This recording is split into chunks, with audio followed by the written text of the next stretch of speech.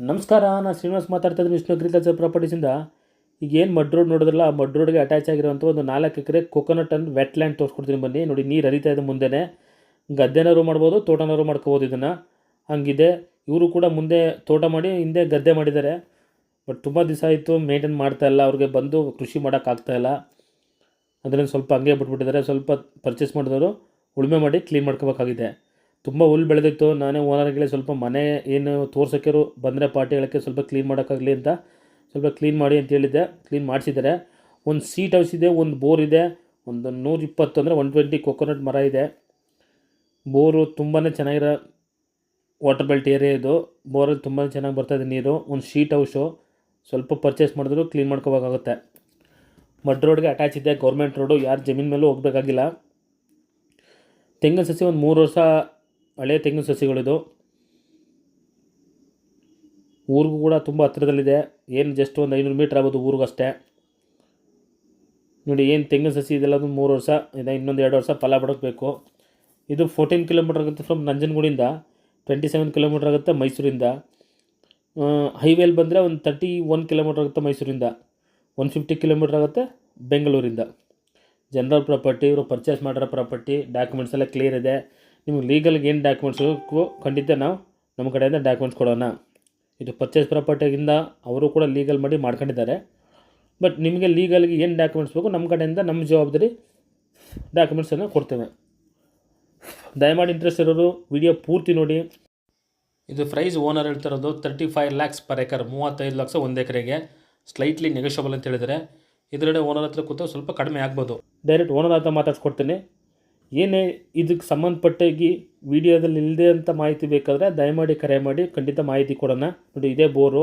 ನೀರಂತೂ ತುಂಬಾ ಚೆನ್ನಾಗಿದೆ ಬೋರಲ್ಲಿ. ಈ ಏರಿಯಾ ನೀರು ಮಾತಾಡೋಂಗೆ ಇಲ್ಲ. ಸ್ವಲ್ಪ ದೂರದಲ್ಲೇ ಕಬಿನಿ ಹೊಳೆ ಇದೆ. ನೋಡಿ, ಇದನ್ನು ಹಿಂದೆ ಗದ್ದೆ ಮಾಡಿದ್ದಾರೆ ಭತ್ತ ಬೆಳೆಯೋದಕ್ಕೆ. ಇಷ್ಟೆಲ್ಲ ಮುಂದೆ ತೆಂಗು ಮಾಡಿಬಿಟ್ಟು ಹಿಂದೆ ಗದ್ದೆ ಮಾಡ್ಕೊಂಡಿದ್ದಾರೆ. ನೋಡಿ, ಅದ್ರ ಬ್ಯಾಕ್ ಸೈಡೇ ಕಾಲುವೆ ಇರೋದು. ಆ ಕಾಲುವೆನ ತೋರಿಸ್ಕೊಡ್ತೀನಿ ನಿಮಗೆ ವಿಡಿಯೋದಲ್ಲಿ ಕ್ಲಿಯರಾಗಿ.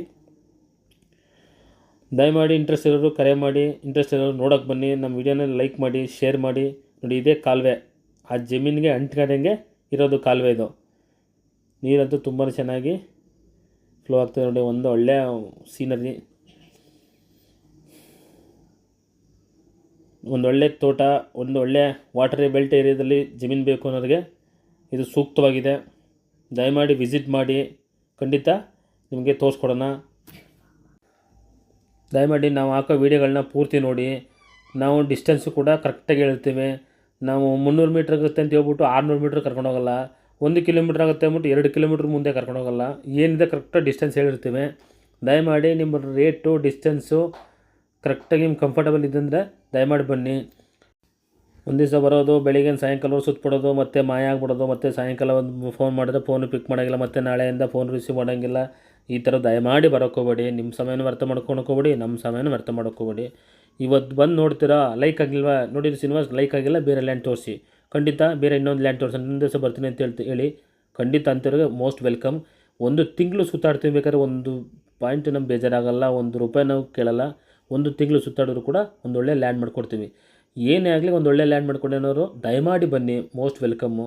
ಸುಮ್ಮನೆ ಬರೋದು ಕಾಟಾಚಾರ ತಿರುಗಾಡ್ಕೋಗೋರು, ಇದಕ್ಕಿಂತ ಫೋನ್ ಪಿಕ್ ಮಾಡೋಂಗಿಲ್ಲ, ಫೋನ್ ಮಾಡಿದ್ರೆ ಫೋನ್ ರಿಸೀವ್ ಮಾಡೋಂಗಿಲ್ಲ, ಮತ್ತು ಏನು ರೆಸ್ಪಾನ್ಸ್ ಇಲ್ಲ ಅನ್ನೋರು ದಯಮಾಡಿ ಬರೋಕ್ಕೋಗ್ಬೇಡಿ. ದಯವಿಟ್ಟು ನೇತ ಮೋಸಕ್ಕೋಗ್ಬೇಡಿ, ಬೇಜಾರನ್ನೂ ಮಾಡ್ಕೊಳಕ್ಕೋಗ್ಬೇಡಿ. ಯಾಕಂದರೆ ಸಮಯ ತುಂಬ ಅತ್ಯಮೂಲ್ಯ.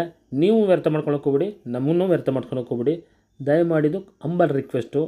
ದಯಮಾಡಿ ಇದೇ ನೀವು ದಿಮಾಕಲ್ಲಿ ಮಾತಾಡ್ತಾನೆ ಅಂತ ಅಥವಾ ದುರಹಂಕಾರದಲ್ಲಿ ಮಾತಾಡ್ತಾನೆ ಅಂತ ದಯಮಾಡಿ ತಿಳ್ಕೊಳಕ್ಕೋಗ್ಬೇಡಿ.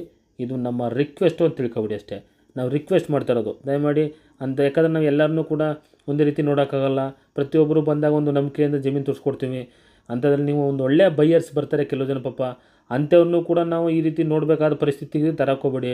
ಮತ್ತು ಒಂದು ಒಳ್ಳೆಯ ಬೈಯರ್ಸ್ ಬರ್ತಾರೆ, ಅವ್ರಿಗೆ ನಾವು ಸಂತೋಷದಿಂದ ತೋರಿಸ್ಬೇಕು ಅಂತಂದರೆ ನಿಮ್ಮಿಂದ ಬೇಜಾರಾಗಿರ್ಬಾರ್ದು. ಅದರಿಂದ ದಯಮಾಡಿ ನೀವು ಈ ಥರದವರು ನಮ್ಮ ಜೊತೆ ಬರೋಕ್ಕೆ ಹೋಗಬೇಡಿ. ಒಂದು ತಿಂಗಳಲ್ಲಿ ಒಬ್ಬರು ಇಬ್ಬರು ಉತ್ತಮವಾದ ಬೈಯರ್ ಸಿಕ್ಕರೆ ಸಾಕು ಪಾಪ. ಅವ್ರಿಗೆ ಒಂದು ಒಳ್ಳೆ ಲ್ಯಾಂಡ್ ಮಾಡಿಕೊಟ್ಟು ನಿಶ್ಚಿಂತೆಯಿಂದ ಒಂದು ಒಳ್ಳೆ ಡಾಕ್ಯುಮೆಂಟ್ಸ್ ಎಲ್ಲ ಒದಗಿಸ್ಕೊಟ್ಟು ಕ್ಲಿಯರಾಗಿ ಮಾಡಿಕೊಡೋಕ್ಕೆ ಪ್ರಯತ್ನ ಮಾಡ್ತೇವೆ. ದಯಮಾಡಿ ಅನ್ಯತಾ ಭಾವಿಸೋಕೆ ಹೋಗಬೇಡಿ. ನಮಸ್ಕಾರ, ಧನ್ಯವಾದಗಳು. Thanks for watching.